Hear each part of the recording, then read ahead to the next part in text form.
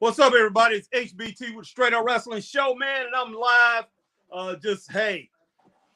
Came on live because Definitely said it was going to come on live, talk a little bit about this football, man. The football game is on right now, and but I am going to talk about wrestlers, man. I'm going to talk about wrestlers that put me in awe, made me go whoa as I grew up.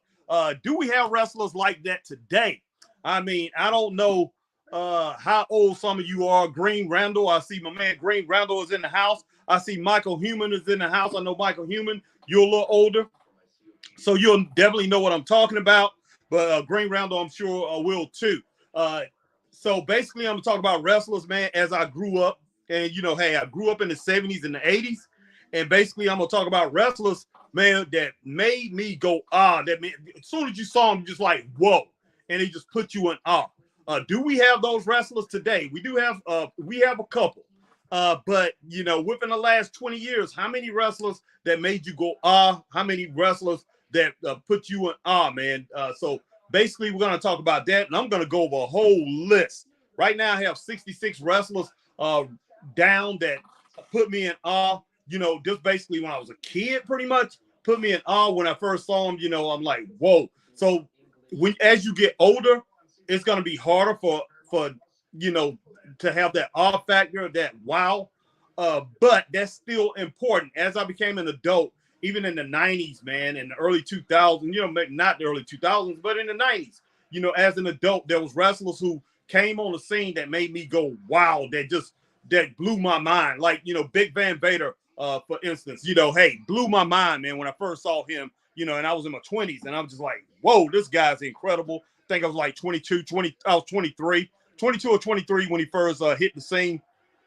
Explosive, but the first glance of him, was an awe factor, so that's one thing that wrestling always had.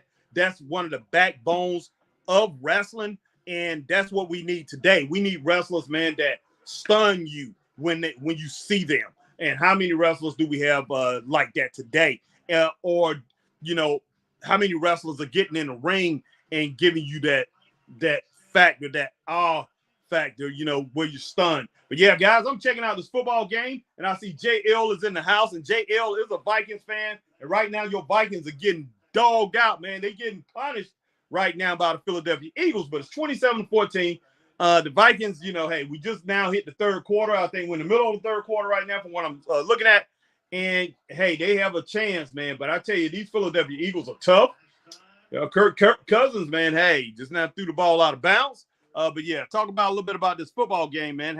All right. Green Randall says, rest in peace to Bray Wyatt, talking about somebody that put you in awe, somebody that you had the awe factor. That's Bray Wyatt. Bray Wyatt had the awe factor. He put you in awe, and he did have some wrestling ability. He did things that make you go, whoa. So definitely, man, Green Randall, that was a good one right there, and definitely rest in peace to Bray Wyatt. Michael Human says Riley Bray. Okay, all right. Jay Luthi, JL, my man JL says Vikings are going to come back. Vikings are coming back. All right, JL, they just got the bomb tossed on them just a couple minutes ago. They just got the bomb hit on. But let's see what they can do, man. Let's see what they can do. JL, a wrestler that me is Braun Breaker. No ends, ands, and buts about it. JL, I didn't even think about him, but yeah, he's one of the guys today that you. He has the odd factor. As soon as he came out there and just boom, it just, mind blowing. And his ring ability will put you in awe. He is one of these guys when you see him say, whoa, he comes out there, he attacks somebody. Whoa, he definitely has it straight up. All right, JL, if Breaker isn't here, I'll be shocked. No, he's not on my list yet. That's somebody pretty much. I'm talking about people that as I grew up that put me in awe. And I'm gonna talk about wrestlers that's today. But yeah, he's one of the wrestlers today. When I think of today's wrestlers, and that's one thing I wanted everybody to help me with. Who are the wrestlers today that have that awe factor, that make you go whoa, that make you go wow? So that's pretty much what I'm talking about. All right, Green Randall, I finished yesterday's Dynamite. I know it's not on topic, so I won't talk about it too much, but the finish was great. The finish of AEW Dynamite was great.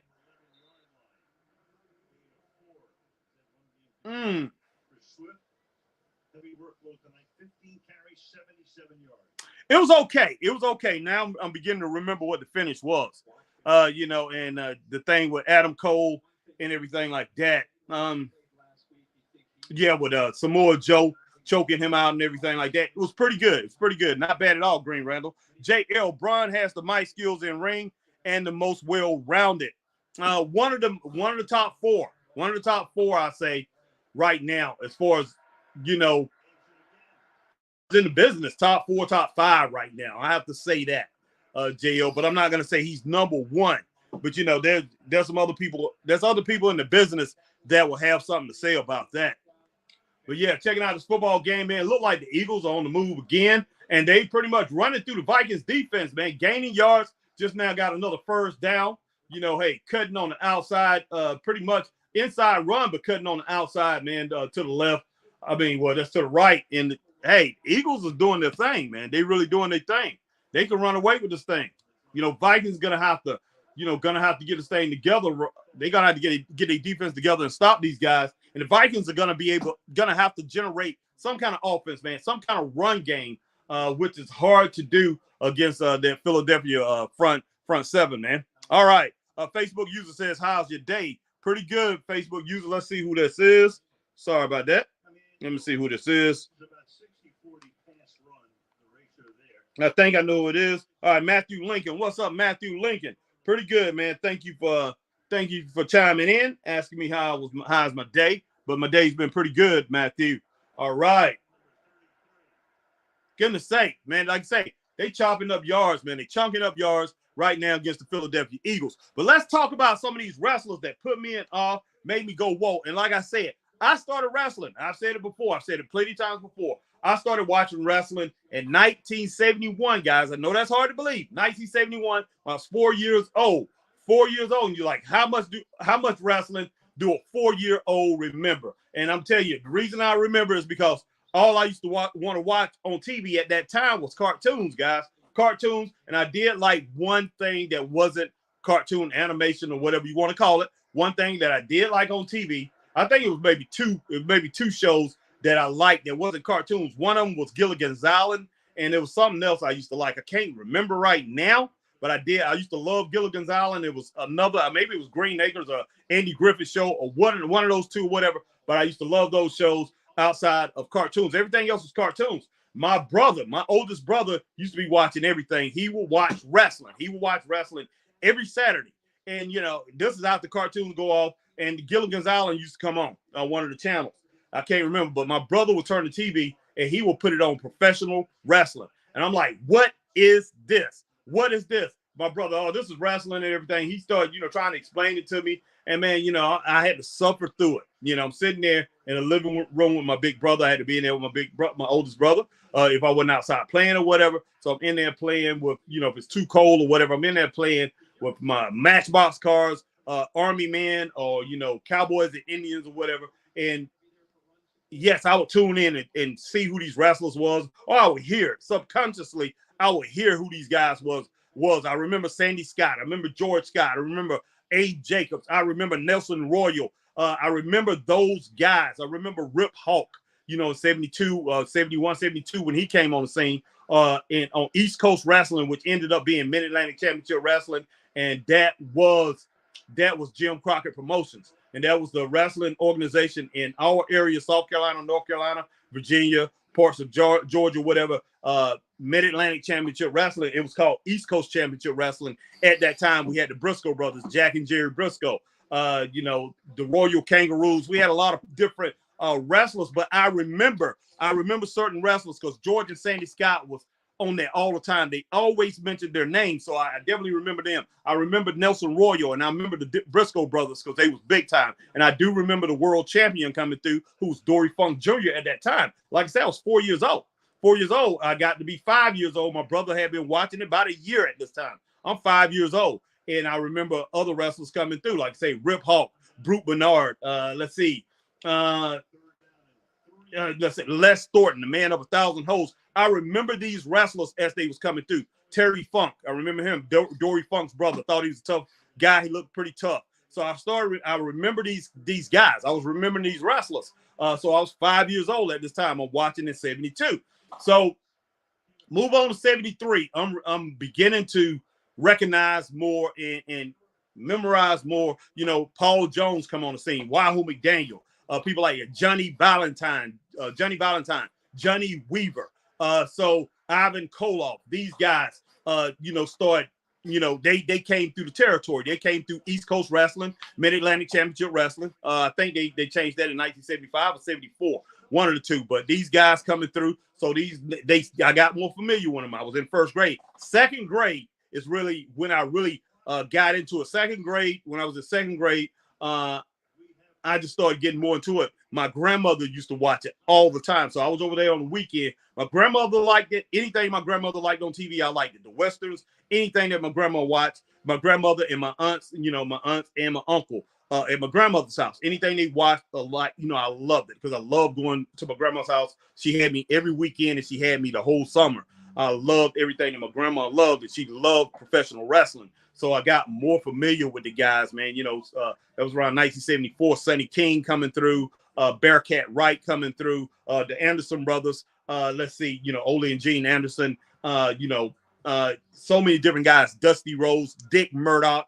Those guys start coming through, and I'm remembering it. I'm remembering all these wrestlers, man. Great names, great wrestlers, and things like that. And I talked to you about the guys that put me in awe as they came through, around 73, 74 is really when I really started paying attention, which really caught my eye. And then I didn't turn away because I would look while I was at my grandmother's house. But most of those things I forgot because she had so many different things for me to do. Even though I would watch it, I really didn't care to pay attention to anything outside of those major stars because I heard their names all the time. But then come 1975, man, 1975, Chief Wahoo McDaniel was wrestling Dean Malenko's father, Boris Malenko. And Chief Wahoo McDaniel on national TV knocked Boris Malenko's teeth out. My brother was watching this, so I was watching it with my brother. Knocked his teeth out of his mouth. After that, man, I was hooked on professional wrestling. Knocked his teeth out of his mouth, and I'm just like, my eyes all big or whatever. I'm just, whoa. I'm like, wow. And so, hey, I was hooked ever since then. Every since then, I have been hooked on professional wrestling, and that's when Ric Flair, he came in 74 to Mid-Atlantic Championship Wrestler. In 75, he basically was that's when Ric Flair was turning it on. Ric Flair was becoming like the man over in Mid-Atlantic Championship Wrestling. One, very young guy. He was only 25 at the time. I think 25 or something like that. He was becoming the man. He was becoming the one that was pretty much ruling the house. And then Tiger Conway Jr. came in. Tiger Conway was there too. But his son, Tiger Conway Jr., black wrestler, man, with an afro, definitely caught my attention. And this guy had a feud with Ric Flair, and it was a fantastic feud. This thing really caught my eye, man. I'm like, you talking about being in awe? I was in awe of Tiger Conway Jr. And, of course, the Nature Boy Ric Flair. And, man, Ric Flair was being fronted by guys that put you in awe. Ernie the Cat Ladd come through. Black Jack Mulligan came through at the time. Great time to be a professional wrestler, guys. A professional wrestling fan. Great times, man. No ends, ands, or buts about it. See, Mag Magnum is in the house. Mag Magnum, what's up? All right, Jake L. Let's see what else you talking about, man. Green Randall said Callisto always made me when I was a kid. Okay, Callisto. Okay, all right, Callisto. Okay, Velveteen Dream. Jay Luthi. He has the it factor. Okay, that's cool. If he did that. Green Rambler, I finished yesterday's Dynamite. Okay, say that's off topic, but you did finish it. Like I say, the Eagles are still ahead, man, 27-14. The Vikings still having a little trouble moving that ball, man. They got to move it through the air, but they got to establish a running game, guys. Jake L. Braun has the mic skills in ring and the most well-rounded. Coleslaw got smoked like a piece of lettuce, JL says. JL, he's number one for sure. All right, and my man Matthew Collins on Facebook said, how's your day? All right, Green Randall, Ziggler is definitely awe-inspiring, but WWE never used him correctly. I agree. But one thing about Dolph Ziggler, very awe-inspiring as in the ring. He doesn't have that awe factor when I looking at him, just looking out, off the cuff. And I'm talking about guys off the cuff. But yeah, once he get in there, his ring ability definitely will put you in awe. All right. Michael Human, Andre the Giant, and Ric Flair, straight up. No doubt about it. From the time that I saw them, man. From the time that I saw them. Definitely. And this is even the fat Ric Flair. When he first came out, he's chubby and everything. This is before the, Ric Flair, before he really got the gimmick of the Nature Boy. When I first saw him teaming with Rip Hulk back in, 73, 74, teaming with Rip Hulk coming in there, the stocky Ric Flair wearing the shades and everything, bouncing around and everything. This before he was, like I said, before he was the Nature Boy Ric Flair, before they used that, before they gave him that persona. The guy had it then. I was like, wow, there's something about him, and Rip Hulk was cool as I don't know what. Guy used to be smoking a cigar and everything, and him and Ric Flair, they won the Mid-Atlantic Tag Team Championships, which was a hard thing to do, though, because there were so many different tag teams, so many great tag teams. But they was great. And Ric Flair definitely was great. Andre the Giant didn't come through the Carolinas until 1975. And yeah, I saw him in 75. I knew about him in 74. When I was younger, but at 7 years old, I knew about him, but I hadn't seen him before. I just knew he was a big giant guy. And then next thing you know, in 75, I saw him, and the man ended up being on the $6 Million Man. So the $6 Million Man, us older cats will remember who that, what I'm talking about. Farrah Fawcett's husband, Steve. What was Steve's last name? Steve Austin. Not Steve Austin. What's Steve's last name who played $6 Man? $6 Million Man. Steve is Steve something. Oh, another touch. Okay, flag on the play. Wow. Okay, but Steve. I can't remember his last name right now, guys, but the $6 Million Man, Okay. All right, man. I thought the Eagles had scored again. But very, very good TV show. Okay. So all right. Let's see. But yeah, Andre the Giant played in that. That was his first TV show, first acting gig. And I think he did one movie or something like that year or whatever, but definitely Andre the Giant. Harrington, 1971. Yikes. Yes, JL. Way before you was even thought of, probably older than you, probably before your parents, probably before your parents, man. Probably before your parents. Did you hear Edge might go to AEW? That's what I'm hearing. That's exactly what I'm hearing. Facebook user. Let me see who this is. I think that could be Matthew. Let's see. Yeah, I'm definitely hearing that straight up. All right, guys. Let me get to this Facebook thing. I need to cut on my laptop. Well, it's actually on. I got to get it to what I'm doing. Almost. I'll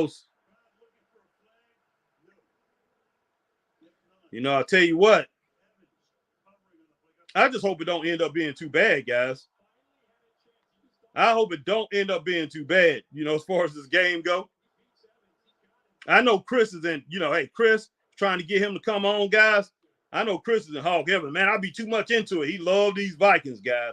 Love these Vikings. And that's something that I would say that he loves anything. Yeah, Matthew. Man, that's what he loved more than anything, the Vikings. And outside of wrestling is, he hate the rest of the NFL. He don't care anything about that. The Vikings and the Philadelphia Eagles, those teams right there, this guy's crazy. He's not even from Philadelphia, man, but he acts like he is. He wants to be. Let's just put it that way. All right.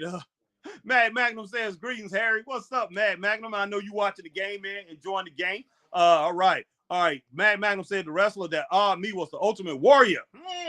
Not his wrestling abilities, but his superhero and warrior spirit. Reminded me of Marvel's Captain Marvel from the 80s. Look, I was in awe of him.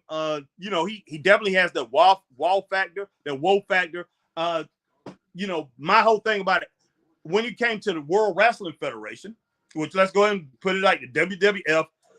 No need to sit here and say the WWE. It wasn't called that back then. It was called the WWF, the World Wrestling Federation. When I first saw him in the World Wrestling Federation, I wasn't in awe of him. I looked at him, he changed his, his persona was a little different, but I remember him as Dingo Warrior in World Class Championship Wrestling. I remember him as Blade. Was it Blade? I think he was Blade. And when he was with Sting, because I think Sting was Flash.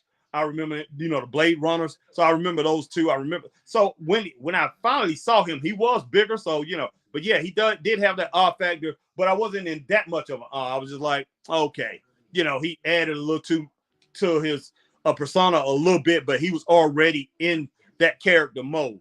But man, the way he pretty much eliminated his opponents and the way he used them definitely put that awe factor on him. So I was in awe of him. I will say that. All right, my man. Ray Underwood is in the house.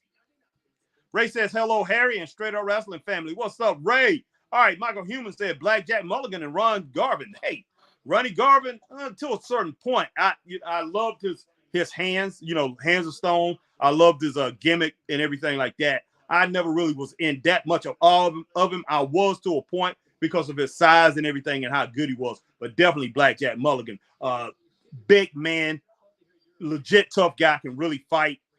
Scary. One of the most scariest wrestlers outside of Ernie the Cat Ladd, and maybe I'll say after Ernie the Cat Ladd, he's probably the scariest wrestler. Not scariest, the most intimidating wrestler I've ever seen outside of Ernie Ladd. Number 2 probably Blackjack Mulligan. Number 3 is probably Road Warrior Hawk, and 3 and 4 Hawk and Animal.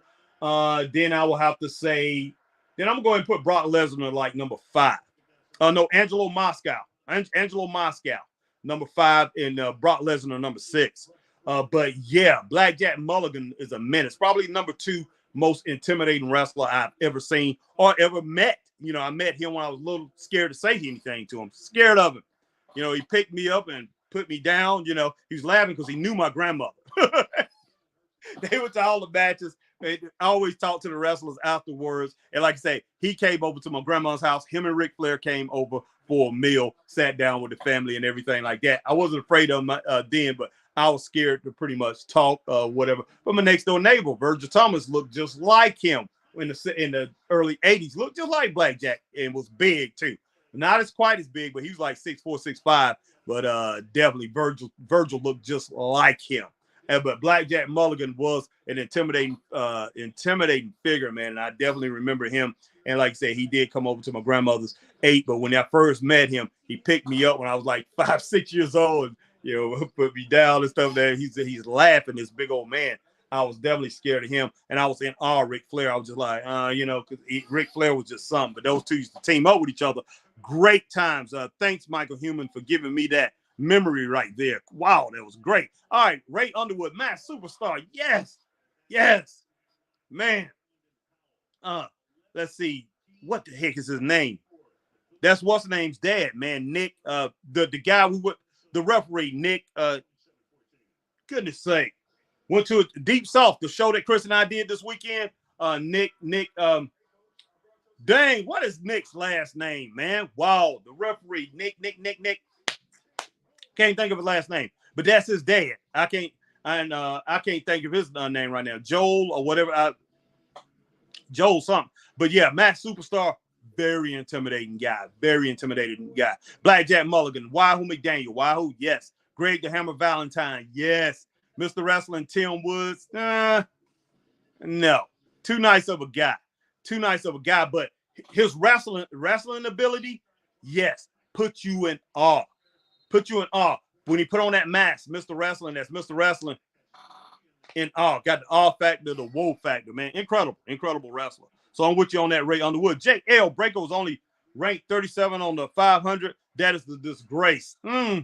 Yeah, that's pretty low for Braun Breaker. I will say that. Magnum, and that's probably because of his inactivity. They really haven't been using him within the last month and a half, almost 2 months. Ray Underwood says, what's up, Ray? Mag says, what's up, Ray? All right, Lee Majors, that's it. Magnum, Lee Majors, not Steve. Lee Majors played Steve Austin. You were right. Okay, that's it. Oh, man. Yeah, goodness sake. I was just like, man, because I'm just like, I'm Steve Austin. I'm thinking about Stone Cold Steve Austin, Stunning Steve Austin, man. And I'm just like, now I've heard that name somewhere else before when I think about Steve Austin. That's crazy, Magnum. Thank you. Ray Underwood said the Hollywood Blondes. Yeah. All right, the Hollywood Blondes, they didn't put me in awe. They didn't put me in awe. Stunning Steve Austin, I was in awe of his wrestling ability. Stunning Steve Austin, never was in awe of Brian Pillman. Never, not one time. Never impressed me. His son doesn't impress me. I know a lot of people like him, Ray Underwood. I've never been impressed with Brian Pillman. Never. Flying Brian, never, never. Not one time. One time inspired me, put me in awe, shot me. Oh, wow. The Vikings, man, they moving that ball. 40, okay, look like 44, maybe 45. They said 45, look like he's on the 44-yard line. Still down 27-14. Let's see, look like we got what, 13 seconds left right here. No, it's 10 minutes and 13 seconds. Okay, 10-18 left in the fourth quarter. So, hey, they still got plenty of time. That's plenty of time in the NFL. You guys know that. All right, yeah, definitely the Hollywood Blondes never did do that for me. And like I said, Brian Pillman, never. I never was impressed with this guy. Never have. Everything that he came and done, had been done before. Everything that he did in the ring had been done before, and I've seen wrestlers who did it better than him. I was impressed with his physique. He played football. I think he played with the Bengals 1 year. Linebacker. What I was impressed with his physique and some of the things he could do. But as far as drop kicks, he was great with drop kicks. But hey, I compared him to Brad Armstrong because he looked like Brad Armstrong to a point. So Brad Armstrong was better. As far as his, and jumping Jim Brunzell. I remember Jim Brunzell. I'm talking about the 70s Jim Brunzell. Way better. So I have this thing about comparing wrestlers, man, especially if you seem like you following in their footsteps, doing a lot of the same things that they're doing. All right, Ray Underwood says, hey, Magnum, doing good, and how are you? All right. Mag says, great, thanks for asking, at Ray Underwood. All right, Green Randall says, I doubt you will agree, but Kalisto always made me whenever I was watching his matches. Green Randall, to tell you the truth, I remember Kalisto, but I wasn't watching wrestling at that time when pretty much he was relevant. I really wasn't. I had stopped watching wrestling. I was so disenchanted with wrestling. So Kalisto was, I saw bits and pieces of him. Used to turn on wrestling and watch it every now and then. So there's a lot of guys that probably had the awe factor, like even John Cena. And Randy Orton definitely had it. Randy Orton had it down pat. But a lot of those guys won't get as much credit from me because I really didn't watch wrestling like I should have been doing at that time. I did. I let it go after what happened with WCW and that Eric Bischoff situation. And I'm sorry. I blame it on him. But yeah, I let wrestling go for a long time. Ray Underwood, Bruiser Brody, most intimidating. Very, very intimidating. Not the most intimidating. If you go, very intimidating. But you go and you look at the clip that I had put on our site. Him and Blackjack Mulligan is against each other. And, he came up there and Blackjack Mulligan was calling him a bully and everything like that.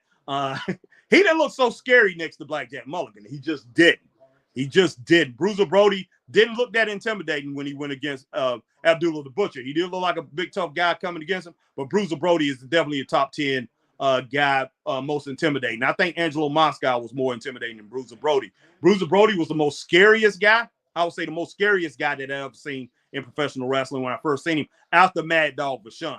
Those two, Mad Dog Vachon and then Bruiser Brody. But Bruiser Brody, after that, he did not intimidate. He wasn't as intimidating. He definitely wasn't as intimidating as Ernie Ladd. No ins, ands, buts about it. He was scary. I look at it as a difference between intimidating and scary. Bruiser Brody was scary. He looked like you couldn't tell what this guy was gonna do. But yeah, definitely a huge intimidating factor with him too. But not the most intimidating. Butch Reed, when he first started wrestling, I would say Butch Reed was even more intimidating. Big, strong, powerful, hit hard, hard hitting. Didn't take no mess from anybody. I would even put him up there with Bruiser Brody when it comes to that. But Bruiser Brody, I thought Bruiser Brody could beat anybody. I thought he could beat anybody, Ray. He's that good. And just a big guy, big bruising guy. And anytime you get in the ring with Bruiser Brody, you was gonna have to fight for your life, man. There's no doubt about that. All right. Green Randall, absolute Ricky Starks is definitely awe-inspiring. Yeah, he's he definitely has that off factor. Thank you, Green Randall, because I don't know if I would have said him, but he definitely has the off factor straight up. All right, you don't even really have to see him wrestle. You just have to hear him on the mic. He puts you in awe and you want to see him. All right, Matt Magnum, this guy wasn't intimidating, but I was awed by him. The Patriot. Do you remember him, Harry? Yes, I do, man. He went to my school. He went to, I'm talking about my college. Went to USC. One of our linemen, definitely. The Patriot. Yeah, great guy. He was awe. He was you be in awe of him. I think you put people in awe. You know, a great body. Just looked like he had it all. So that was, you know, but was he intimidating? I mean, made you say, whoa, just an awe factor. I looked at intimidating people and things like that. But yeah, put you in awe. Like, wow, what is this guy going to do, man? He looks really great. Yeah, he definitely had that Mad Magnum. So yeah, definitely he belongs on the list. JL says Roman was ranked number 2 on the top 500. What the F? I'm not shocked. I'm not shocked, man. Who was number 1, JL? JL, are we going off booking or skills?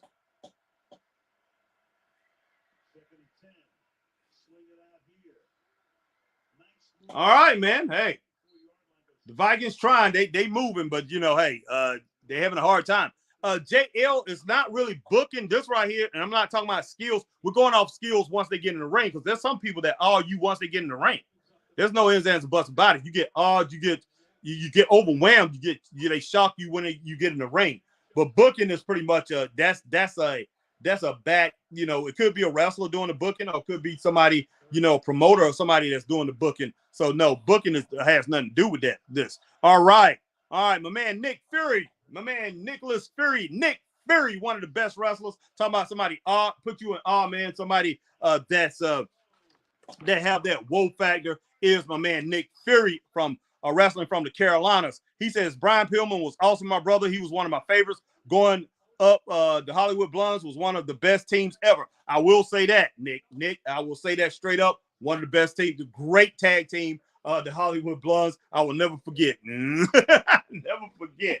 But like I said, man, still, in my opinion, Stunning Steve Austin carried that team. That's just me, Nick. But hey, you're a wrestler, man, and so you might know a little bit more about it than me. Brian Pillman, not saying that he did not have skills, man. He had great skills and a great wrestler, very talented. I think he was a little overrated, in my opinion. That's just my opinion. I hate that he passed away and everything, man. Love the guy. And especially when he went to the WWE. Now, when he was with the Hollywood Blondes, I think if he would have stayed with WCW and then came out of the Hollywood Blondes, I think this guy would have been. I think he probably would have been one of the most incredible guys to ever come through Jim Crockett Promotions, WCW. Now, he never wrestled for Jim Crockett Promotions, I don't think. He's right on the edge of that. But he probably would have been one of the best that ever wrestled over in WCW. But he didn't get that chance. He ended up going to WWE, and which I didn't watch a lot of it in WWE. That's when Goldberg and all those guys were really, WCW was really up there at that time. So I didn't watch Pillman over there a lot. And, I got interested in him after he pulled that gun and talking about Steve Austin at that time. But, Nick, that's all pretty much I'm saying, man, right there. But, hey, I'm with you, Nick. But that's my man, Nick Fury, one of the best wrestlers, man, on the indie scene. Love Nick Fury. All right, Jake L. Roman, since last year around this time, has had 13 matches and were all bloodline drama. Yeah. Oh, gosh, Big John Stud. Big John Stud. Definitely Michael Human. Big John Stud is on my list. I haven't even went on my list. I've been talking for 30-something minutes. Haven't even went over my list at all, guys. I'm sitting here talking to you guys, watching the football game. The Vikings are still down 13 points, unless they scored a touchdown. And when I wasn't looking just now, but the Vikings is on TV right now, playing Christopher Burton's Philadelphia Eagles. He's sitting back. Oh my gosh. I wish this game get tied up, and then I'll call him, guys, while I'm here online with you guys and trip out with it, man. But yeah, he'll flip out. All right, JL, thoughts on Dana Brooks' new character? She is a heel that tries to do clean attacks. Wow. I don't know, JL. I don't know, man. Hopefully it helps her. Hopefully she gets more. The whole thing about her is she got to get that intensity going, JL. she's not intense enough in the ring. She will be intense for a little while. Then she would do something like she'll start cutting flips, do some somersaults or whatever, some acrobatic stuff. And then like she loses her energy, goes down low. It needs to be high up all the time. She needs high octane energy. Drink some Mountain Dew before you go into the ring or whatever you got to do. But she needs high octane energy, and it needs to keep going on and on and on. And I think she will be more effective, and I think she will come across better to people. She'll be able to hit a little bit harder, man, because it seems like she loses some steam on her punches and things like that. Doesn't look good. All right, D Skill H-Town PWI is based on in-ring and money generated. That's true.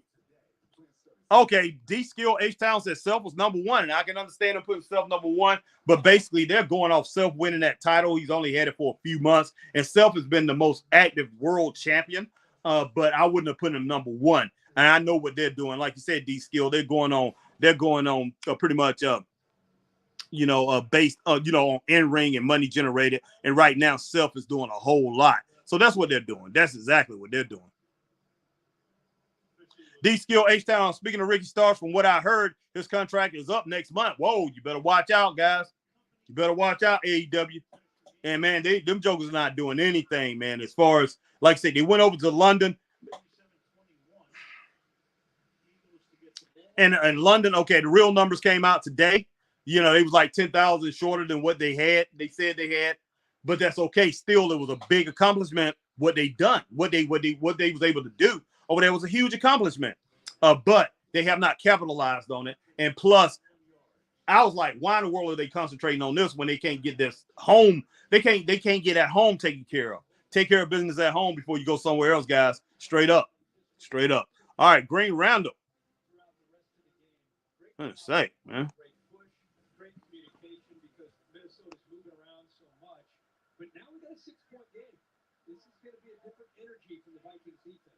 Running game clearly takes a lot of time off the clock, too. All right, Green Randall says, does Big Bill with Ricky Starks remind anyone else about Big Class and Enzo Amar? Yeah. Green Randall, Christian, your father, Dead Cage, definitely has the R factor. Yeah, back in the day, he did. Back in the day, I think, still to a certain point, he does. Lash Legend should be at least top 50. I didn't rank any females, JL. But as far as females, she does definitely have that R factor. She definitely make you go, whoa. But she got to do it in the ring, too. But she definitely, as far as females, yes. Brooke was being carried by Valkyrie. Valkyrie is devastating. She is great. She got it. She definitely got it. She got that R factor. She puts you in awe. She makes you go, whoa. All right, Sepperton was number one. Okay, Self was number one. Thank you, JL. And thank you, D-Skill H-Town. JL, it's all rumors. It's all rumors. Nothing is confirmed. Okay, JL. All right, guys. Let me go ahead and let me look at a little bit of this football game. Let's talk about a little bit of this football game. What's going on? All right, Vikings are on defense now, man. Okay. Eagles still chunking out some yards. I think maybe it was a 4, almost 4-yard run. But the Eagles, man, as long as they can run the ball with this time, with the time remaining, there's no way in the world Minnesota's going to win the game. Minnesota's not going to be able to come back if they let these guys continue to chunk up yards on the ground. Because all they're going to do is eat up clock, and that's what it looked like. It looked like it's happening. All right.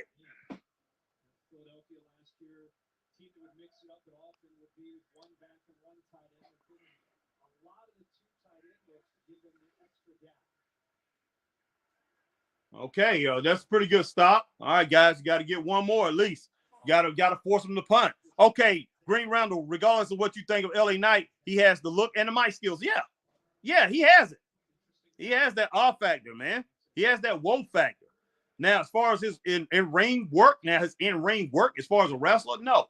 But yeah, mic skills, he has that. I mean, he has caught onto a character. He has caught onto a gimmick. He has grabbed something. So, people want to say, oh, he had that before and everything like that. He did have it before. I thought even when he was in NXT, he still, hey, you have to take a look at him. Wow. All right, D-Skill H-Town, the Shield took 1, 2, and 3. Self, Roman, and Mox. Yeah.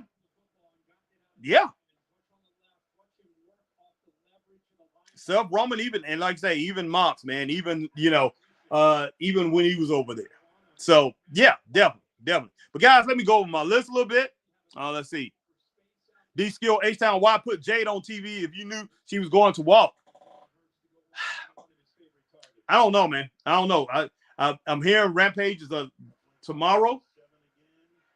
Rampage might be a last match there. Wow. Now I know Chris is jumping up and down. Cutting through your defense, JL, like it's nothing, man. Cutting through your Vikings.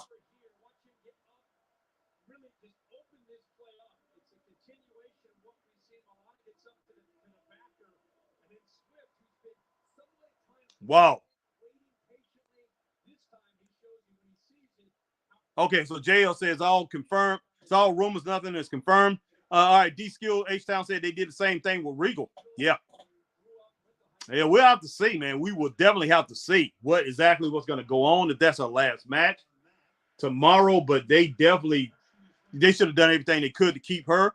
But I hear a whole bunch of things, man. And yeah, she's ready to get out of there, especially with as far as the fans, they never have embraced her. And all AEW fans can say is she's green. It's obvious to anybody, man, that know anything about wrestling that she has improved, that she has done nothing but improve. All right, man, let's go ahead and go over my list, guys. No particular order. I'm just gonna, because like I said, I'm going by memory of what I saw over a certain period of time. As a young person, these are the guys, man. That's kind of in order of when I saw these guys. Okay, because I'm going back in memory and thinking back all the way till I was 4 or 5 years old, and who was the first guys that put me in? First guy, man, a guy named Brute Bernard. If you never heard of him, look him up, Brute Bernard. And first thing that caught my attention, of course, his middle name is the same, my middle name, and my grandmother and everybody on my mother's side of the family calls me Bernard, calling me by my middle name. But my mom was the only one who called me by Harry. Everybody on my dad's side called me by Harry. But my grandmother wanted everybody calling me by Bernard. So she won out after a while. So everybody just about started calling me Bernard. And then, in school, I was going by Harry. And then I switched that in middle school, went by Bernard. Okay, then went back to Harry as I got older. And then, my adult life, definitely by Harry. All right, but Brute Bernard was the first guy. And it wasn't, he looked like George the Animal Steel. Looks just like George the Animal Steel. Okay. But I seen him before. I saw Brute Bernard before I saw George the Animal Steel. Brute Bernard had this thing, man. He walked around like this and he yeesh, had the bald head, the big hairy back, and all hairy all over.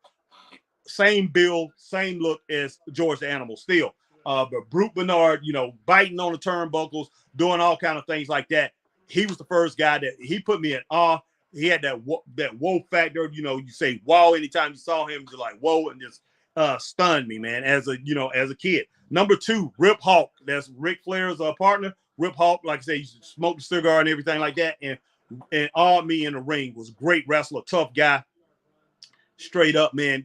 One of the best guys as far as toughest guys I ever saw. And speaking of Ronnie Garvin, Michael Human was talking about that. Rip Hawk reminds me of Ronnie Garvin. Okay, Ronnie Garvin and Rip Hawk pretty much basically the same type of wrestler.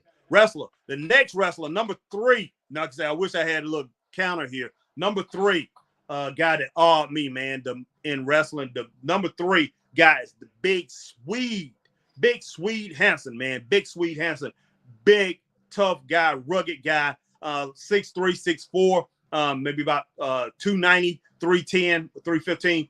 Tough guy, man. Big Swede Hansen, number 3. He awed me. He scared me. All right, Johnny Weaver, number 4. Johnny Weaver will put people to sleep. Fastest sleeper that I ever seen in wrestling. This guy put guys to sleep very quick. So yeah, I was in awe of this guy. Very sound technical wrestler and very respected in the business. So yeah, number 4 was Johnny Weaver. Number 5, man, Charlie Fulton. Now Charlie Fulton was a jobber. Lost a lot of matches, but won a lot of matches in the early 70s. Big guy and had the best. Still to this day, I never seen anybody with the forearm uppercut Charlie Fulton. He definitely, man, I was in awe of him his whole career, even when he was losing up in the 70s and 80s on Mid-Atlantic TV. This guy was very, very very awe-inspiring. Man, definitely made me say, whoa. Next, man, the Anderson brothers, Ole and Gene Anderson. You talking about somebody that put me in awe and whoa, and talking about somebody with the intimidating factor. Those two guys, man, very intimidating, especially Ole Anderson, very intimidating. Definitely had that awe factor and made you say, whoa. Next, man, we had Thunderbolt Patterson. Thunderbolt Patterson, black wrestler, pretty much, had that slang and everything, that cool factor and all that. And every time he got out there, seemed like he was going to a party and all that. Talking about the wrestlers, the match they was about to have, man, whoo, but Thunderbolt Patterson, first wrestler that I thought was just had it, just cool, from the hood or whatever. But I'm talking about coming through the hood and one of these guys who's like Superfly, Thunderbolt Patterson. So he definitely had that whoa factor, that awe factor. Thunderbolt Patterson. Number 8, man. Number 8, Dino Bravo. The number 8 guy. First time I seen him was, I think, 1975, or was it 74? 1975. Dino Bravo, when IWA came around.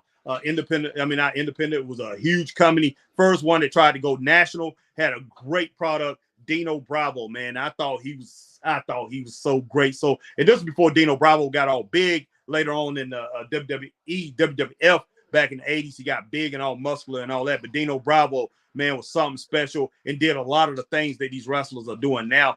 Cutting the flips and doing a lot of the athletic, acrobatic stuff. Dino Bravo preceded that, man. He was outstanding, if you ask me, guys. Next, man, number 9, referee. Got a referee on here. Tommy Young. Tommy Young, what an incredible referee. Didn't take no mess off any of the wrestlers. One of the fastest, quickest referees I've ever seen. One of the best referees, man. And still to this day, I say he's the number 1 referee. Number 9. Number 10, man, I'm going to go with number 1, Paul Jones. Number 1, Paul Jones. Your guy about 5'9", 5'10", outstanding wrestler. And, he called himself number 1. Even though he never really wasn't number 1, but as far as the Mid-Atlantic Championship Wrestling, not even there.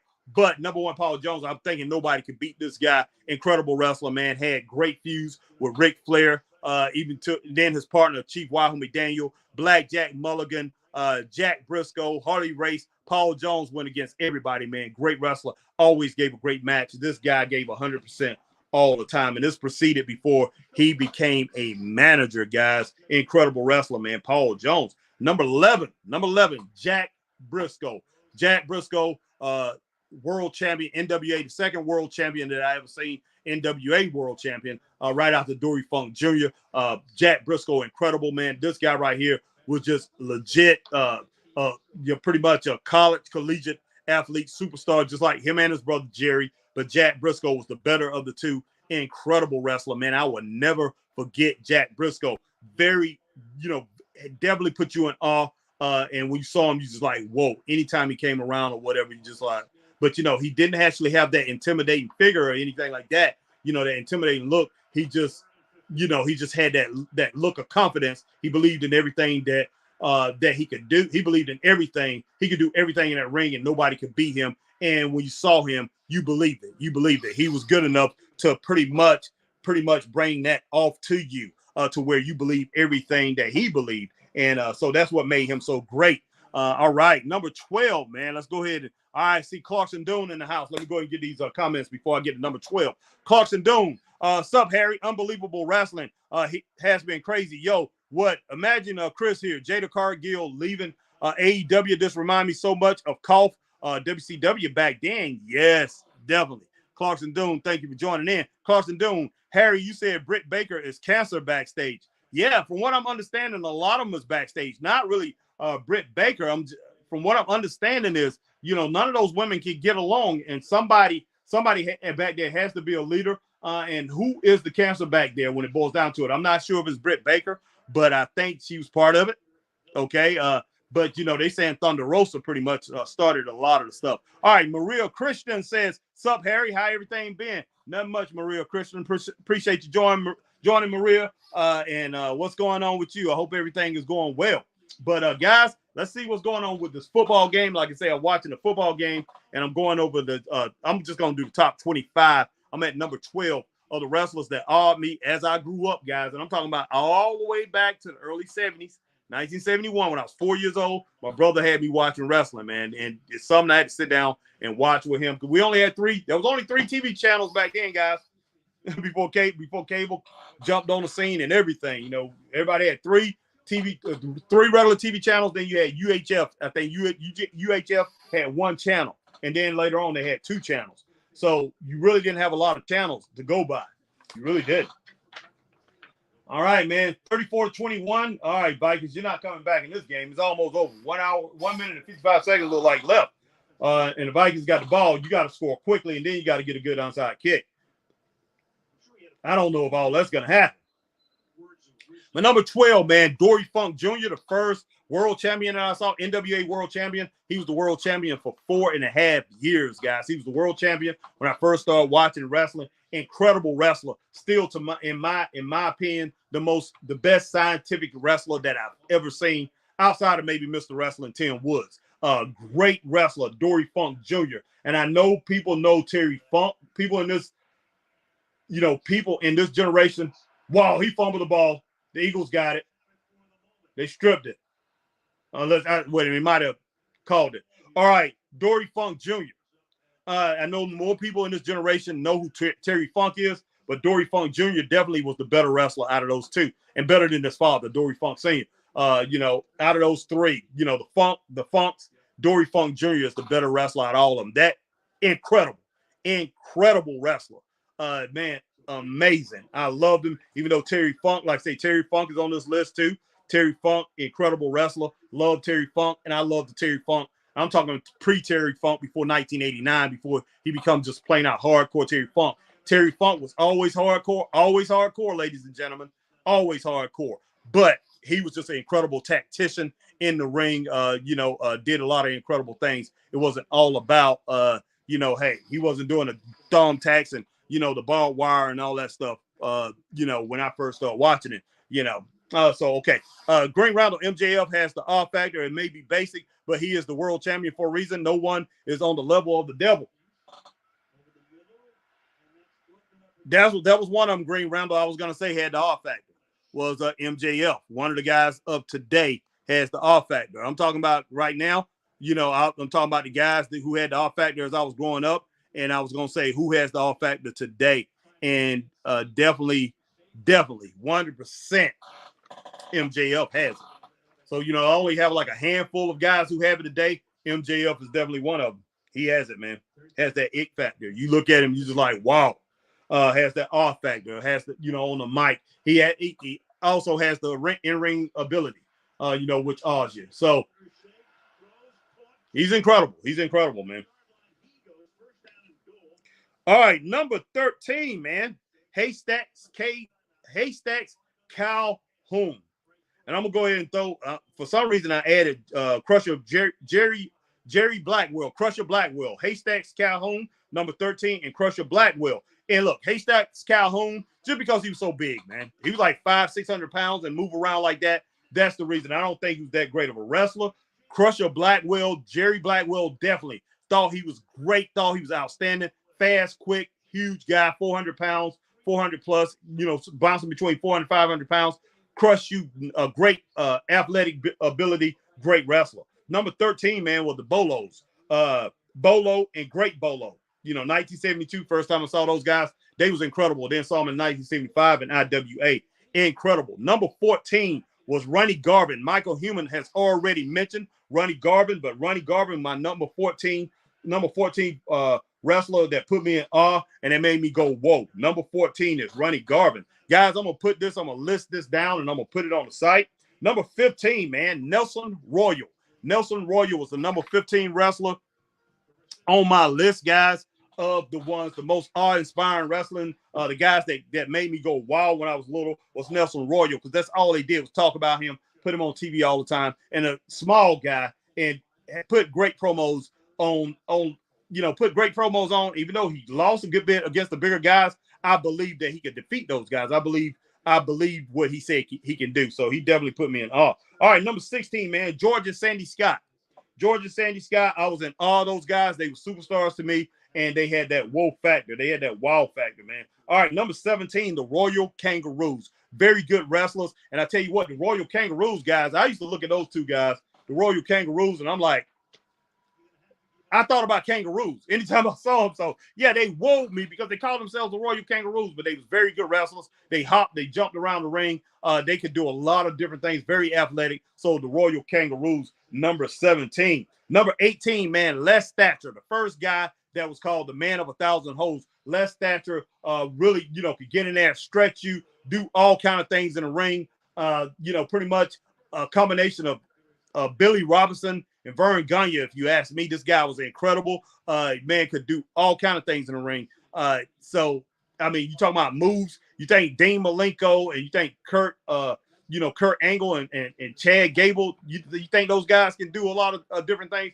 Look up Les Thornton, man. I mean, Les Thatcher. If you want to see a guy that really knew every wrestling hold in the book. And, a lot of the things that he's doing today, he did back in the day, these guys are doing today. They just call it a little something different. But, hey, he pretty much pioneered a lot of that stuff. All right, man, Killer Carl Cox. This guy, first thing that caught my attention, he called himself Killer. Called himself Killer, man.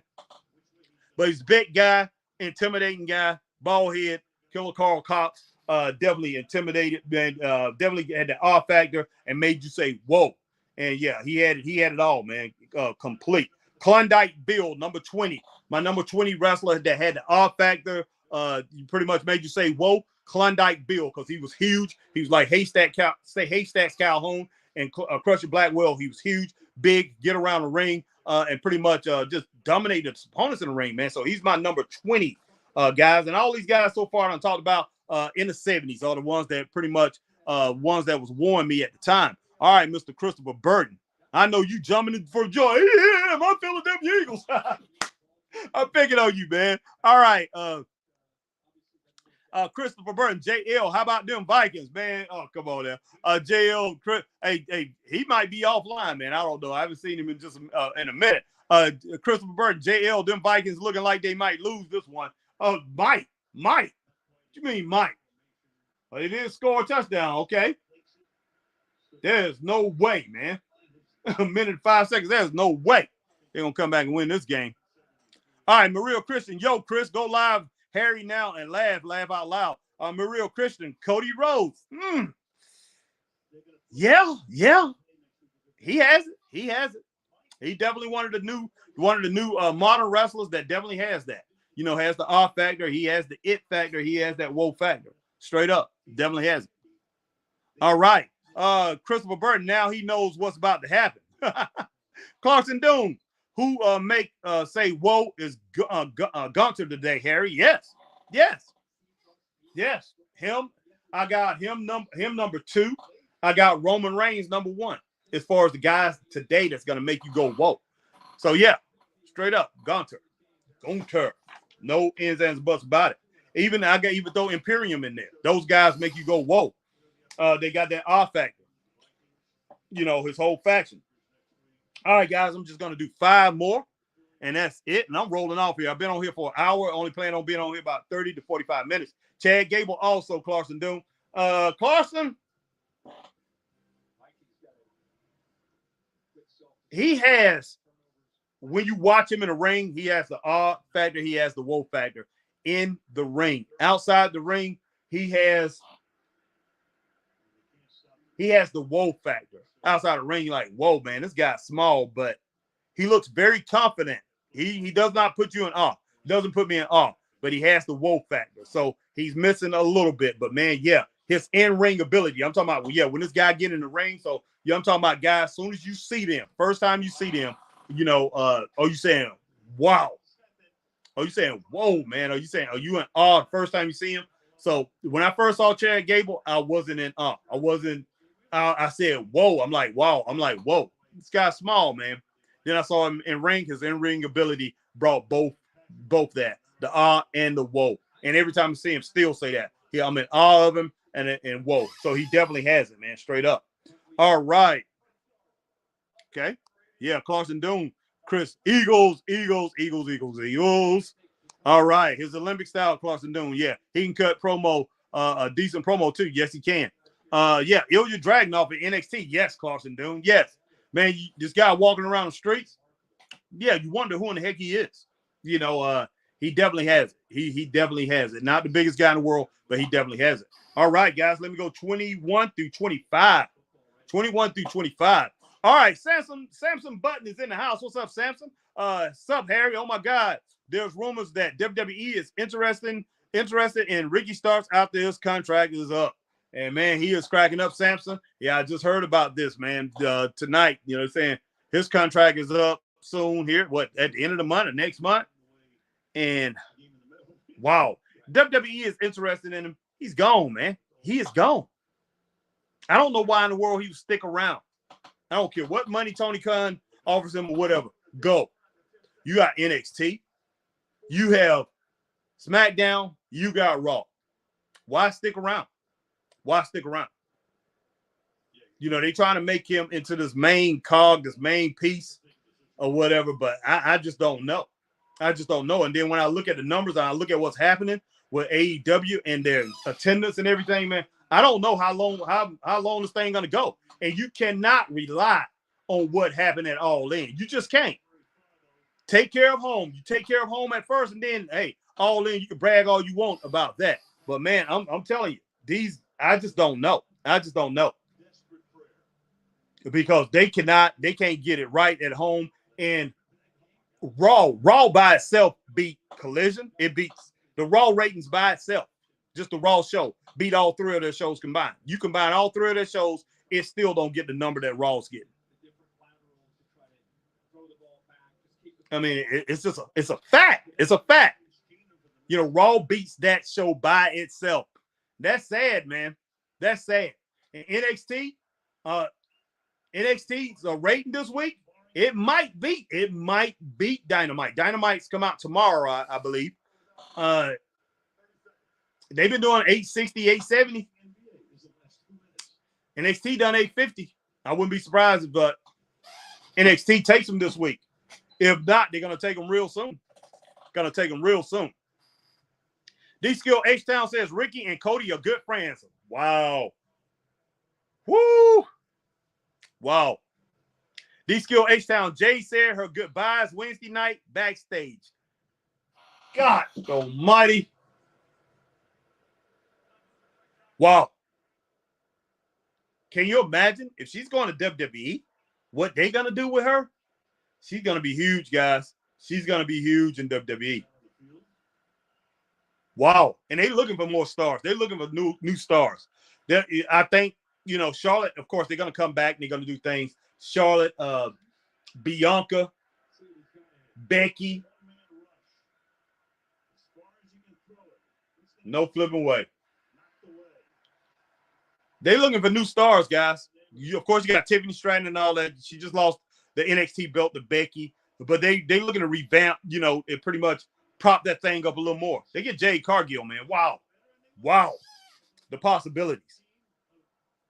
They're going to make her a big-time superstar. Big-time superstar. And Ricky Starks, man, the guy very smart, very agile, knows what he's doing.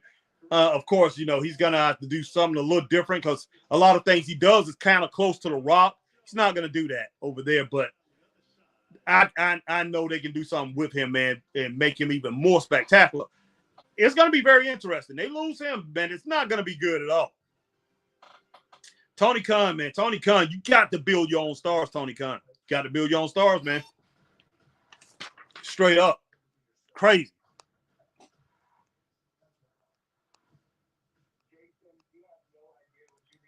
Clarkson Doom, Brian Pillman Jr. is in NXT training. I hear Shawn Michaels not rushing him, but teach him to be interesting. Cut promo with legends there and coach. Okay, cool. Matt Madam says two more that me, Samoa Joe and Keith Lee. Samoa Joe definitely me. I knew about Keith Lee before I first saw him, so I just never really was in awe of him. He still have that awe factor. He has that intimidating factor. He has that whoa. But when he gets in the ring or he cuts a promo, it kind of weakens it a little bit. But yeah, when you first look at him, it's there. Samoa Joe, strong, strong. And if you watch him walk down the ramp, man, we was at, like I say, was at in Greenville. He walked past that ramp. Me and Chris was on second row. It oozes off of him, man. It's like it's a spirit that oozes off of him. Yeah, definitely Samoa Joe has it. Straight up Magnum. Both had size and speed. Yep. Drew Ferrari, sup, Harry? Oh my God, dream match. Rhea Ripley and now versus Jade Cargill today. Yeah, that's a dream match too. But I look at her and Bianca Belair. You got Jade, she got all these big muscles and everything like that. But is she stronger than Bianca Belair? I know a lot of people are really enthralled with Rhea Ripley, but when you saw Rhea in there against who's the big girl, she was at Raquel. Rhea's definitely not the strongest. Raquel is the strongest. Everybody was looking at Rhea, maybe it's the strongest, but Rhea's definitely not stronger than Bianca Belair. She's not stronger than Raquel, but she is tough. She's rugged. Probably my second favorite in WWE. But yeah, that is a dream matchup. But I think more people are looking at Jade Cargill versus Bianca Belair, and then maybe her against Raquel Rodriguez. They both size-wise very close. Very incredible. A whole bunch of incredible things. Rhea Ripley is going to have to give up a little bit of size and strength. They're probably about the same. I don't think Jade Cargill is as strong as some of these other girls over there. I'm not sure. Jade is very powerful though. Man, Jade is just a bully, man. She knows how to use her whole body, strength of her whole body, and Rhea Ripley's great at that too. So Drew, that is a dream matchup. Drew, I'll go with you on that. Dream matchup. Can't wait to see it when it happens. All right, Christopher Burton, you two hate to like me. Christopher Burton, 2-0, looks good on us. Man, shut up, man. Goodness sake, man. I'm not talking about no football, man. The game's over with, man. I said I'll cover it. I was talking about the game, but the game is over with. Be happy you won, man. The Vikings are gonna get them next time. Nah, I don't think so. But yeah, congratulations to the Philadelphia Eagles, to your boys, Christopher Burton, Drew Ferrari. They can look at Jade Cargill as the next China, meaning who is this, Harry? Like potential superstar. I never saw nothing like this. Look, yeah, they can. They definitely can. Definitely can do that. I hope they use her in a certain way. Don't look at her as the next China. She's the next Jade Cargill. But yeah, she definitely going to remind people of China. Okay. Drew Ferrari says, sup, Max, sup, Chris.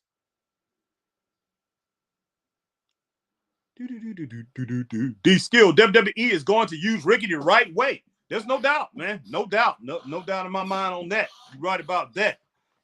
D-Skill, I'm with you on that. They definitely will do that. Wow, man. Wow, guys. Let me get on this. Let's say get on my laptop. I have not even had time to really. I turned it on, but I have not put it on YouTube yet. All right, Drew Ferrari, sup, D-Skills. Drew, like I said, I hate going here and my finger getting all in the way. Drew Ferrari, WCW all over again, Harry, with AEW. That's what it's beginning to look like. I know there's a way, and a lot of young people might know there's a way you can, stroll up without using your finger. I don't know how to do that yet. I'm about to check that out. D-Skill H-Town, what's going on, Drew? Drew Ferrari. Harry, you realize those are friends with CM Punk, Jade Cargill, Ricky Starks. Harry, is Cody all over again. Man. Tony Khan, don't be left with just the Young Bucks, man. Ain't nothing wrong with the Young Bucks. Don't just be left back there with the Young Bucks. And Kenny Omega. Then think if Kenny, he lucky Kenny Omega signed. Think if Kenny wouldn't have signed. And Kenny would have went over there and all the rest of these guys go. Man, Tony, hit, man, he needs to get a good scout. Needs to get a couple good scouts. Let him hit the indie market. Find him some stars, guys. He need to find some stars. But the whole thing about it, finding stars and developing them, that's a whole different ball game.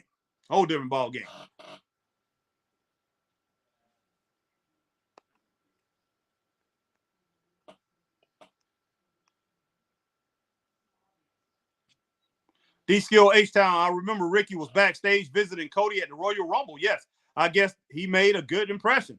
I'm sure. Travis Richardson, what's up, man? Sup, Harry? Oh, my God, you guys didn't say this. Oh, my God, Harry. Jade Cargill joins with Street Profits, whatever, with Street Profits and Bobby Lashley. Wow. Wow. That'll be a big coup for Bobby Lashley, guys. That would be incredible. Guys, I haven't said this yet, man, but if you on Facebook, hit that like, share, join. You on YouTube, hit that like, share, subscribe, hit the notification bell, ding, ding, ding. Like times like these when you see when we're on, man, because, hey, we're not scheduled. And guys, definitely hit that like button so the algorithm can pick it up and let you know the Straight Up Wrestling Show is on. Guys, do the same thing on Twitch. Who you see is on Twitch. And if you're on X, man, formerly known as Twitter, hit that like, share, tweet, and retweet, and follow the Straight Up Wrestling Show over on Twitter, guys. Appreciate each and every one of you guys, man. The whole family coming in here. Thank you, my friends. All right, Travis Richardson said, wrestling has been crazy lately. I don't know what's going on. Okay, that's true, Travis. I'm with you on that. It has, man. It can pretty much get out there.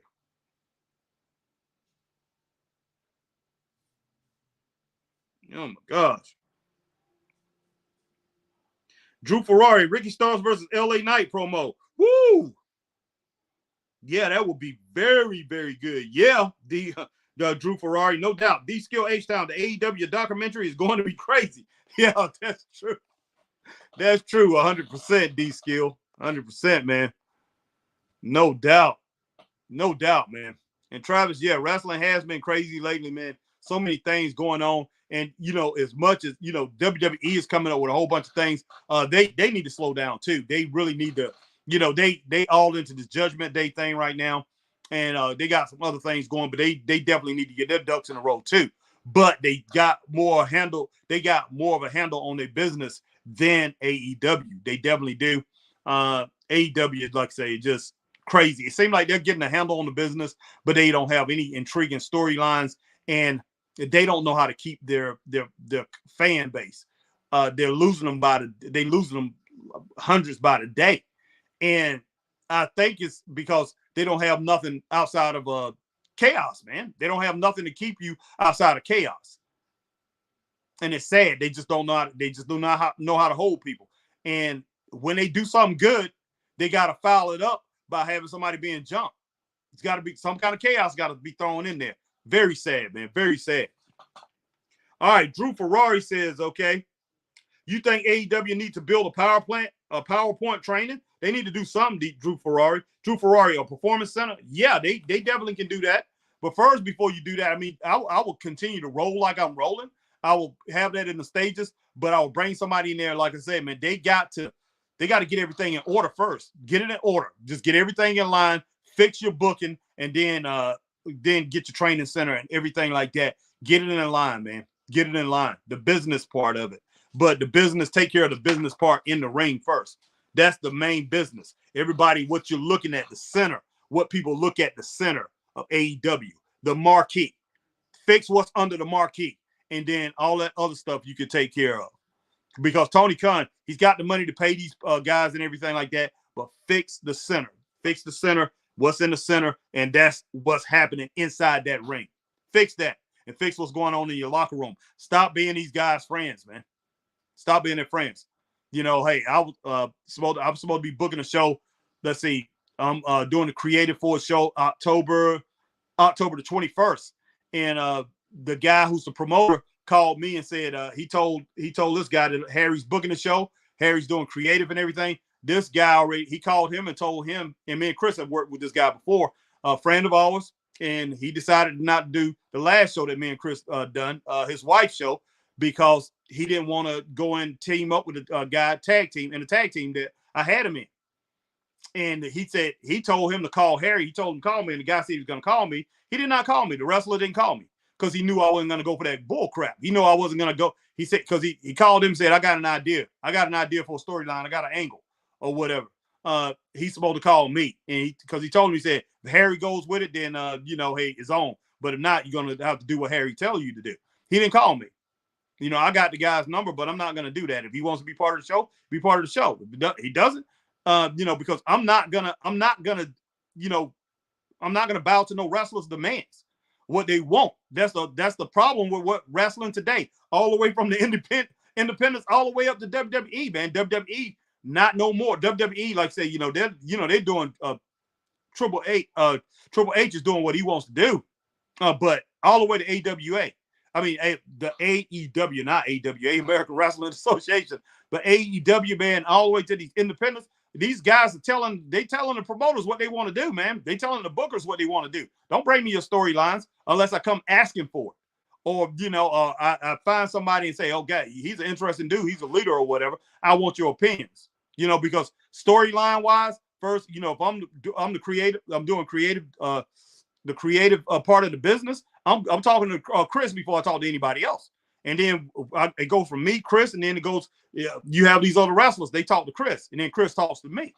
But hey, I'm not gonna, if I'm gonna do any booking for your show, I'm gonna do go in creative, and we're talking to a couple other people too, and talking to them, and they, we got one other one, but this guy right here, he's out of Greenville. We're helping him first, and he came out of Clinton, South Carolina, but we're helping him first, and then we got a company down in Georgia we're gonna be doing some booking for too. Well, some creative. I'm gonna do creative mostly. I'm not gonna be doing the booking. I'm gonna do some booking, but I'm never gonna let a wrestler tell me what they want to do, man, because that's what we got in wrestling now.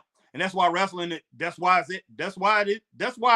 it's at the point that it's at. That's why it is what it is. And, and as a booker or whatever, if I can't do creative, I'm getting other people around me who can do it, who I know. You got to be able to recognize that talent.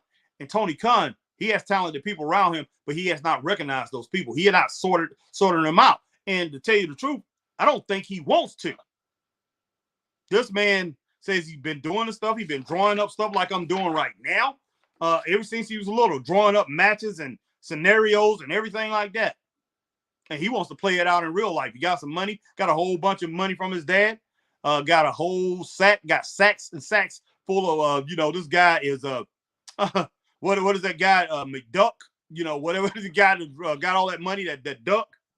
And man, he's playing it to the hilt, man. He's out here. He's doing his thing, and he's booking wrestling matches, and he's in control of creative, and he's fouling it up, man. He don't care. He just he's bragging where he gets a chance to brag, like this whole thing with All In on.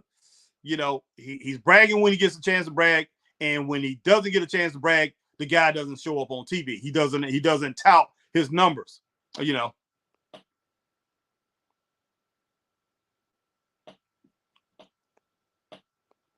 All right, let's see. Get over here. D Skill H-Town says, wrestling with shadows about AEW is going to be 5 parts. Yeah. Drew Ferrari, Elias has been let go today, Harry. I see him good in NWA. Yeah. I'm glad he's gone, man. I'm glad he's gone. I mean, he needs to take his brother with him too. No, what was his brother's name? Man, that's not his brother, but I know it's the same guy. I forgot his name. All right, Maria Christian, Warlow in WWE, Warlow versus Braun Breaker. Maria Christian, that'll be interesting. But yeah, Warlow definitely needs to go to WWE. They would make him into a star, straight up. Maria Christian, can you imagine Harry WWE calling Powerhouse Hobbs and Lashley in suits? Yeah. Definitely. Powerhouse Hobbs will look good over there too. Very good, very strong with the WWE. Maria Christian, I can see Buddy Murphy leaving. Also Malachi Black, Harry. Yes. I'm surprised Malachi Black came back there in the first place. I thought he was going to get back in AEW over there with his wife. I mean, not AEW, WWE over there with his wife. Malachi Black is something special. He should be the world champ. He should have been vying for that world championship over in AEW.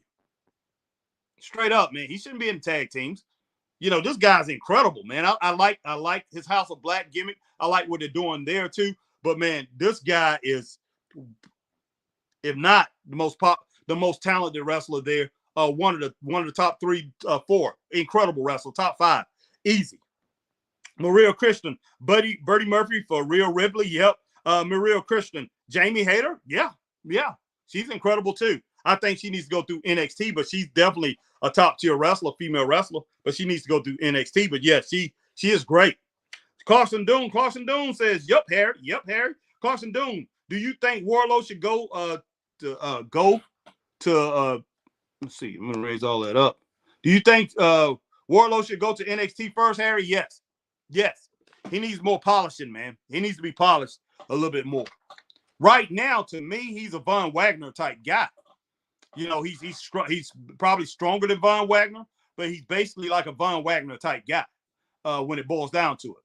All right, Clarkson Doom, Hikaru Shida, she can go straight into on SmackDown or Raw, man. Incredible. Incredible. For some reason, they have basically been downplaying her lately. But man, she is incredible. Her and Serena Deeb, those two, the matches that they put together, man, could be main events anywhere in the world on with WWE back at old WCW, Jim Crockett Promotions in the old New Japan. You know, where Antonio Inoki was running it, Giant Baba's All Japan, and you know Australia when they big time wrestling in Australia, all that stuff could have been a world. You know, definitely those two could main event anywhere in the world. That was great. Sheeta and Io. Yes. Yeah, that would be incredible, Clarkson Doom. All right, guys, let me finish with the rest of the guys. My last four. Number 21, man, was a guy named Super Destroyer back in the 1970s. Super Destroyer was incredible. This guy was just, man, very scary, very put you in awe and just say, whoa, every time you saw him. Great wrestler. Bob Roop, number 22. Bob Roop, another guy, Kurt Angle type guy, Chad Gable guy, incredible guy. Bob Roop, incredible Olympian type wrestler, man, incredible amateur skills. Number 23, Rufus R. Jones, man. Rufus R. Freight Train Jones is the number 23. The way he looked and everything, I would have never thought he was that good. But man, this guy get that freight train going, boy, he just tear you up in that head. But man, he was unstoppable with all that. Number 20, he was not so number 23. Number 24, Cowboy Bill Watts. Man, this guy was a tough wrestler. I know a lot of guys in the new, Chris's age remember him as a promoter or whatever, or the guy that pretty much came in WCW and say, "Don't come off the top rope." Or whatever. But Cowboy Bill Watts was a great wrestler. Tough, legit wrestler. All right, number 25, man, Harley Race. Harley Race, woo! 70s, 80s. Probably a better NWA champion probably better than Ric Flair. Probably better than Ric Flair. Just didn't have the whole package as Ric Flair. Ric Flair had the whole package. Showman, wrestling skills, everything, mic skills, everything. But Harley Race, he had a lot of that, but he didn't have it as full as Ric Flair. But this guy in ring work, man, second to none. Harley Race, number 25. That's why I'm going to stop, guys, and I'm going to come back. I'm going to talk about some more of this tomorrow. Wrestlers that put me in awe, made me go, whoa. But hey, guys, that's it on that. But let me go and get some more comments here, guys. But I'm not going to go with any more of these guys. Wow, this thing has been incredible. But yeah, I've been talking. We've been talking about more stuff than just this right here. All right, Maria Christian. All right, guys, I'm looking into this camera. Let's go ahead and get on right here. All right, Clarkson Doon says, Sheeta homage by Oscar. Oscar being a manager like with Sheeta, but she can still wrestle. Yes, she can. Yes, she still can wrestle. She could manage Sheeta and Hikaru Sheeta and maybe EO too. And Clarkson Doon, Kerry Sane is also on her way. She done with Stardom. Why you think to face Oscar for the title on SmackDown 2 weeks and SmackDown tomorrow? Laugh out loud. That's very, very, very interesting. All right, Maria Christian says, can you say Warlow make you say wow, Harry? Yeah. But you know what, Maria Christian, even before he got in the ring, now I remember when he was with MJF, it was like, wow, he makes you take a second look, awe factor, but I didn't believe it. And then I saw him get in the ring. I still wasn't convinced. But he does have a wow factor, and it just has to be a little more polished. He has to exude more confidence coming off of him. But he's definitely in that, in between type thing. You could get some people, but I just don't think he's going to get everybody with it, but he's very good. Maria Christian, good one on Bill Watts. Was tough. Yes, he was, Maria Christian. Keith Lee is leaving. Oh, my gosh, man. Wow. Hook is next. Yeah, I believe that, Maria Christian. I believe that. And his dad definitely wants him over there in WWE. Drew Ferrari, laugh out loud. WWE is interested in Jack Perry will be unbelievable. Wow. Yeah.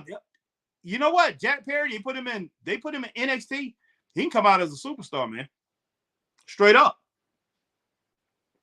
Drew Ferrari, Stone Cold for wow, for promo. No ins, ands, and buts about it. Out, even that stunning Steve Austin. He had the R factor, he had the whoa factor, he had it all. Even that stunning Steve Austin, before the Stone Cold Steve Austin, even before he was stunning Steve Austin, when he was running around with Precious, I mean with Lady, what was the other one? He had two valets, his wife, and then he had one, and somebody else, and then and he had what's name as a valet too at one time. Who's Alundra Blaze, Maselli, dang, Medusa Michelli.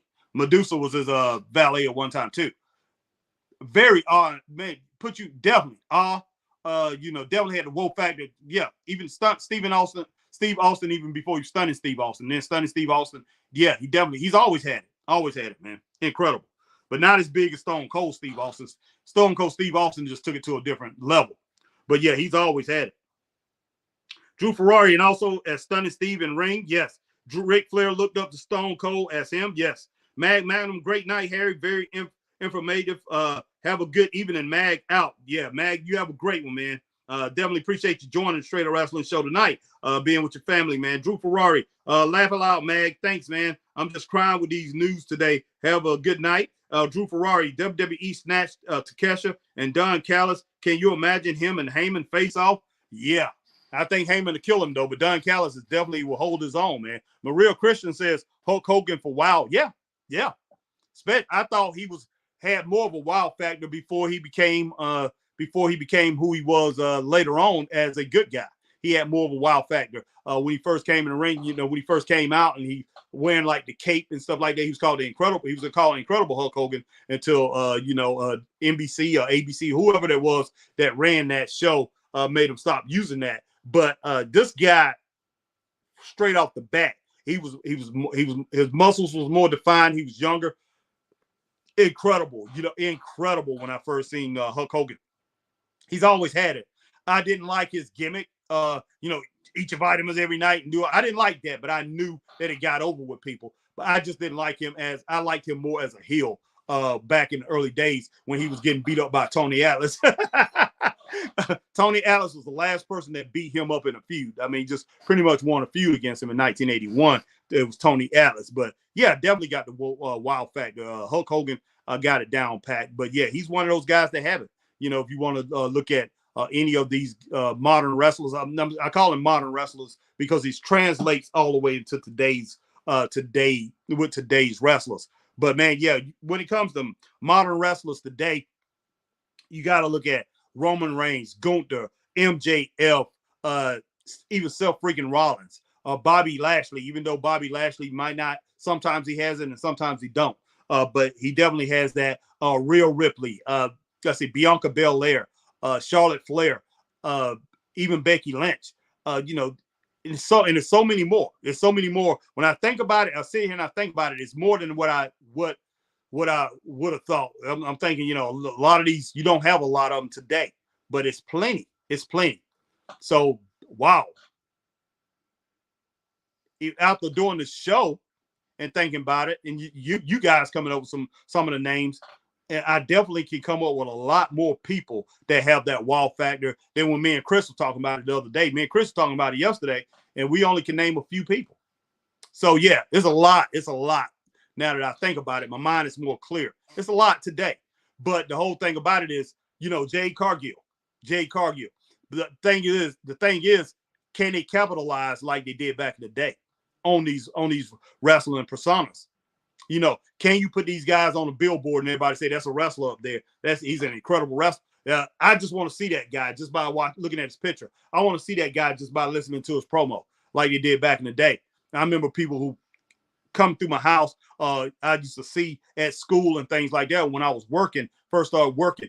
I don't watch wrestling, but I like to go out to the auditorium. I want to see that Ric Flair get beat up. He got a big mouth. I want to see Dusty Rhodes, man. He seemed like cool or whatever. I want to see this guy work over that Nature Boy Ric Flair.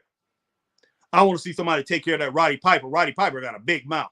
I hate that guy. These are people that did not watch wrestling, but they was dying to see it when it came every Monday night. Hey, I'm gonna get some tickets. I'm going up there to see. I want somebody to beat this guy up.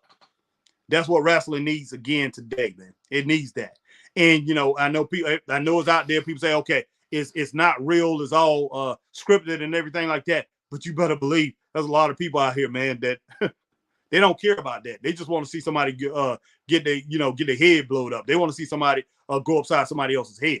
Man, wrestling got to get back to that, guys. But hey, before you leave out, definitely hit that like, share, join on Facebook, on YouTube, like, share, subscribe, hit the notification bell, ding, ding, ding, so you know when we're on like times like these. Do the same thing on Twitch that you do over here on YouTube. Hey, and if you're on X, man, formerly known as Twitter, like, share, tweet, and retweet, and follow the Straight Up Wrestling Show on Twitter. Guys, I am definitely out of here, man. Let me go ahead and get these last couple in here. Maria Christian, my girl, the young lady, Maria Christian, I got to get this in here, says, Undertaker 2, definitely Maria Christian. Maria Christian says, I could say Kane in the 90s, all thanks to Jim Ross for creating that. Straight up. Yes, definitely. Kane was something, man. Intimidating. Whoa, wow. Every time, my mouth was open. My mouth was wide open every time I saw him. All right, let's see. All right, even more than the Undertaker. Because I already had seen the Undertaker. I knew who Undertaker was before he became Undertaker when he was Mean Mark Callis. Had seen him live and everything like that. So I wasn't, even though I wasn't of the character of the Undertaker, I knew who he was. Kane didn't know who that was until he got unmasked. Then I knew who it was. All right, so Maria Christian said, I can see WWE bring back Jim Ross, also be a recruitment role in NXT. Yes. Maria Christian, Sting in NWA and WCW. Definitely. All right. Yeah, Sting. Yeah, Sting had it. Sting had it. Sting's on my list, I'm sure. All right. I got so many more wrestlers. So many more. And I got 66 so far where I went over 25. And I'm going to go through like 50, probably 50 tomorrow. All right. Maria Christian, like how Jim Ross did in WWF. Yeah. Maria Christian, Samoa Joe for Wow Factor. Yes. He can't cut. He can fight as believable and also WWE interesting. And Mr. Joe also, Harry, when his contract up. Okay. Drew Ferrari, when Kane broke Hell in a cell cage, Harry made me scary of him like Jason Hart. Yeah. First thing, man, I remember, look, Kane put somebody on fire. I can't remember who it was. I'm like, wow, guys. Wow. That Kane was something else. Hey, Papa Shango, man. I'm being straight up, too. Look, I ain't got Papa Shango down on my list, but I'm not Papa Shango, Papa Shango, guys. Straight up, man. Straight up. Woo! But, man, King Kong Bundy, man. King Kong Bundy. But guys, it's been a great night, guys. Look, I need to get off on here, man. I need to get off here. I was gonna go shave or whatever. I think I'm going to my music room, go to my studio, work with some music and things like that. And I think I'm, gonna be getting to bed pretty soon tonight. But guys, I definitely appreciate each and every one of you coming on, rocking with me on this episode of Straight Up Wrestling Show. I didn't plan on being on here for over an hour, hour 30 something minutes, man. But I am. It's all good. My man D Skill H-Town Wrestling with Shadows about AEW is going to be 5 parts. Yeah, no doubt, man. No doubt. Drew Ferrari says, Yokozuna. Yes, man. Yes. Drew Ferrari, Godfather, was wow for ho. Yeah, was whoa, yeah, for all the hoes and stuff. The whole train. Yes, he was, man. Drew Ferrari, Mick Foley for whoa. Last one, Harry. No, man, no. Now, his in ring, the things that he did in the ring, yes. Jim Ross, Harry, yes. Yes, as a commentator, yes. As a ref, even when he's a referee back in Memphis, yes. Jim Ross, incredible, man. Incredible, Drew Ferrari. But the Mick Foley, Cactus Jack, Mankind, whatever you want to call it, no. He smiled too much, man. He just. But I tell you, his in-ring ability was just crazy, was outstanding. So he did it when he got in the ring. I will give him that. I'll give you that. I'm with you on that, Drew Ferrari. All right. Dino Puppet. It's Joseph. Dino Puppet. Joseph, what's up? Joseph Mills, my man. Joseph. Hey, school tomorrow, Joseph. School tomorrow, buddy. But it's all good. Glad that you joined me, Joseph. All right. Drew Ferrari. Terry Funk. Yes. Yes. And I'm look, my the Terry Funk, he's on my list. I already went on his brother. I had his brother on the list. I don't think I got Terry on. Terry's on the list, but in the top 25, I don't have him in my top 25. Let's see. Terry Funk, number 28. I got Terry Funk at 28. But his brother was in the top 25, number 12, Dory Funk Jr. I'm talking about Terry Funk, 89 to back in 67 when he started. I'm talking about the 22 years before he became hardcore Terry Funk. That's the Terry Funk that wowed me. That's the Terry Funk that drove me crazy. That was the Terry Funk, incredible Terry Funk. Now, he's always been a hardcore wrestler, but back then, if there was no barbed wire, there was no thumbtacks, there was no glass, there was no craziness. He was just a hardcore, tough, all out, one of these all out tough guys that you didn't want to mess with. That was Terry Funk, and that's the way I like to keep it, man. That's the way I like to remember him. He didn't have to do all the other stuff. The other stuff prolonged his career. He had got to the point where he was more frail, wasn't as big as he was back in the 70s and early 80s or whatever, mid 80s. It prolonged his career and everything like that. Did that ECW made him huge. He was already, even more legendary than he already was. But yeah, I like to remember the Funk, the NWA Funk. Yes, definitely Maria Christian. Thank you. Definitely, yeah, Funk in the NWA. That's in the AWA. Yeah, that's the Terry Funk I like to remember. The Terry Funk, the ECW Terry Funk, no. Hey, did he ruin his legacy? Hey, he didn't ruin his legacy, but that's what so many people remember him by. Even Chris 46, he remembered that Terry Funk. That's the Terry Funk he remembers. We talking today, and I hit Chris up, put him on Ernie Ladd, a lot of Ernie Ladd's old promos, and Chris talking about Ernie Ladd. He said, "Man, I ain't even listen to Ernie Ladd." He said, "I ain't even never watch him wrestle." That's a shame. That's a shame. Ernie Ladd, one of the best heels ever. Great wrestler, man. Great wrestler. All right. Maria Christian says Kane put Junior on fire. Yeah, that's what it was. Yes. Harry, thanks, Maria Christian. I couldn't remember who it was, but that was just, I shook my head. I'm just like, wow. But Kane was just, I'll tell you what, Kane pretty much took me away from TV for a while, but Kane was just, every time I used to look at Kane, I was just like, oh my gosh. Even though the gig was up by the time Kane had come, we knew what was going on, that all that stuff wasn't. But Kane made it believable, man. He made it believe. He made you believe everything he did, he was doing.